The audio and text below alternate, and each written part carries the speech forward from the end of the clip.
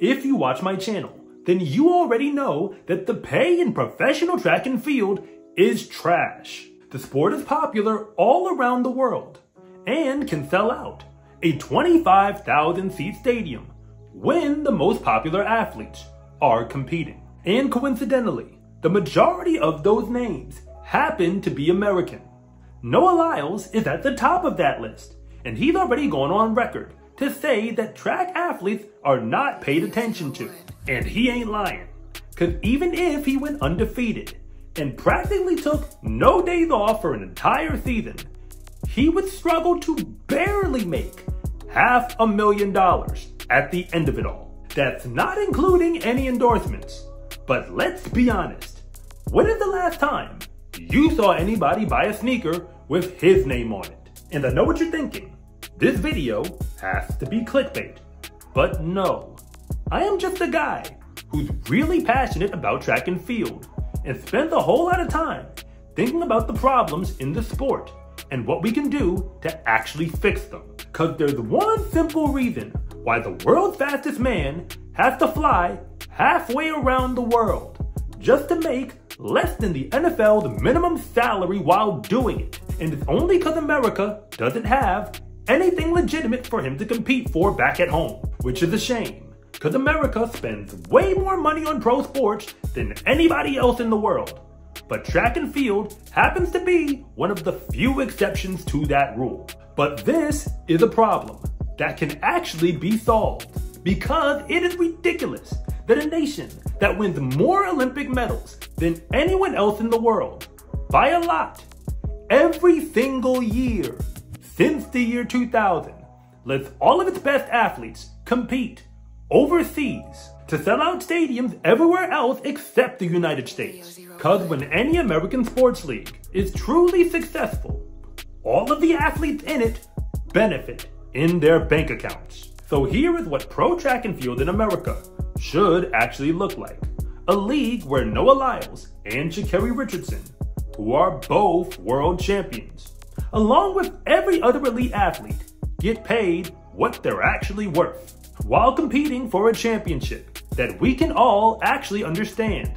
And the fans get what they deserve, a track and field product done right. And remember, you don't have to agree with me.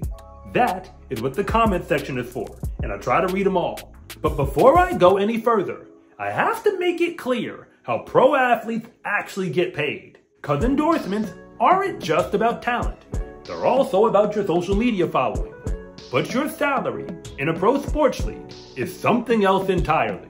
Cause pro sports ain't about sports. It's actually about entertainment. So the NBA is not in the basketball business. They are in the entertainment business. And the talent gets paid what it's worth to keep the entertainment on the television screen.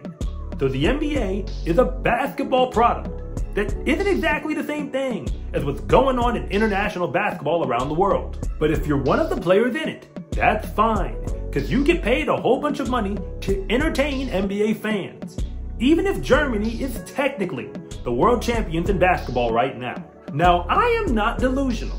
Pro track will probably never be close to as big as the NBA, but that doesn't mean that it can't set up a league that takes a few pages out of its playbook, because Kevin Durant is an MVP who's worth a maximum contract in a salary cap system that pays the players 50% of all of the revenue to the league.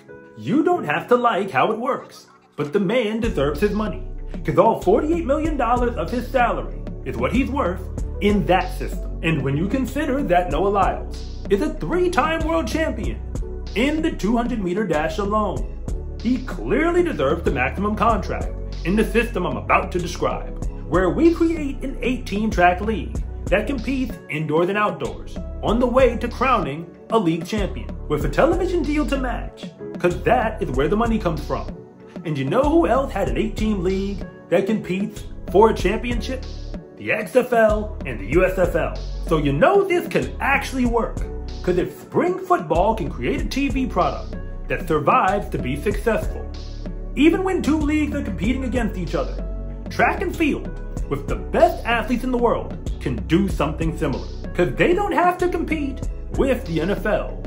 They just have to compete for ratings with the NFL's rejects. The teams get 32 men and 32 women on each roster, because that is the same amount of athletes who come to a conference championship in college on average. But the meets are always 2.5 to 3 hours max, because we ain't doing every event in each meet. Because remember, this is entertainment, not the Olympics. And you can even score the teams for the men's races and the women's races together, not like we do in college. That allows us to do some interesting things with mixed relays and beyond. Because remember, we're still trying to make it entertaining. Who wouldn't want to watch Grant Holloway run a 4x4 or even a 100-meter dash during the regular season? And there's a whole bunch more that I could say, but you ain't here for all that. Let's get back to talking about the money. The athletes who get max contracts is pretty simple to figure out. Any athlete who has an Olympic medal or a World Championship medal within the last 4 years is likely a candidate for close to the max. So Gabby Thomas, Sha'Carri Richardson, and of course Sydney McLaughlin-Levrone all qualify, because that's who the fans are paying to see. And in the sprints on the men's side, 7 American men have won medals in the 100 or the 200 in that same time span. So all of them, from Fred Kerley to Erriyon Knighton, and of course Noah Lyles himself, are eligible for close to the max. But remember, this is an 8-team league that are all going to different teams. And how much money they'd actually get has a pretty complicated answer, but I'm gonna make it quick, because I'm not just making up random numbers. The XFL projected about $100 million of revenue in 2024, but they compete in a season that's 43 games long. The 8-team league I'm proposing is probably gonna have about 21 meets between them. Some of them are duels, some of them are quads, all league meets, and of course the championships. You gotta have a bunch of meets because you need a product to put on television. But that's still about half the competitions that the XFL is putting out there. So let us assume that a little less than half of the XFL's revenue is what track can expect. That's about $40 million. Because if everything is done properly, between TV, sponsorships, merchandising, and tickets, then half of all that money is going to the athletes in salary. That's $20 million that's owed to all the athletes on the 8 teams. That may not sound like a lot at first, but remember, many track and field athletes right now are still competing unattached. That means they don't get paid from hardly anyone. Only a few have legit sponsorships, like Sha'Carri Richardson does with Nike. But that's a salary cap of about $1.25 million for the men's and women's sides of the team. And the maximum contract on either side is worth $250,000. But the Supermax contract is probably going to be worth a little over $300. It's actually more money than the WNBA max contract right now. If we embrace this model, then world champions like Sha'Carri Richardson, Grant Holloway, and of course Noah Lyles can lock down over $300K just for competing at home before the weather gets warm. They still get to run at USA's, get bonuses for the World Championships, and even compete on the Diamond League if they actually want to, because the season will be done by June, and the Diamond League keeps going till September. So all of our top athletes can make at least $500,000 on the track. That's if they have a good season. And when it comes to everyone else in the league, remember that about half of the players in the NBA are competing on some version of a minimum contract. So that's exactly what's going to happen in this American Track League.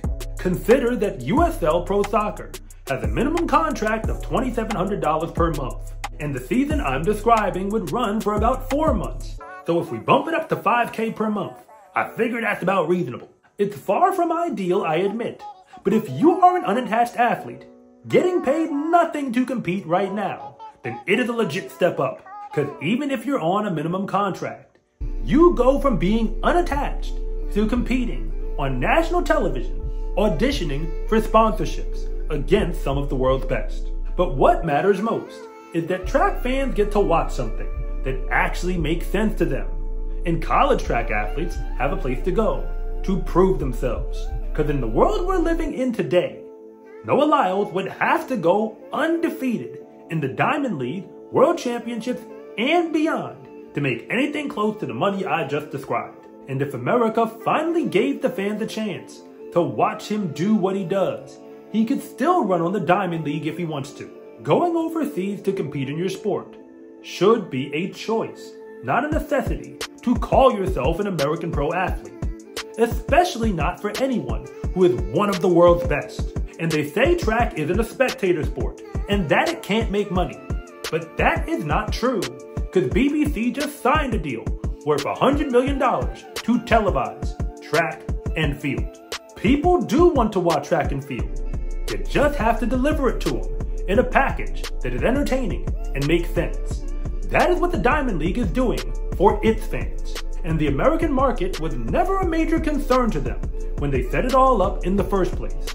And that is why our athletes have trouble making much money from it. I'm Coach Rob, and thank you so much for watching this video. And if you want to see more content like this, then please like and subscribe.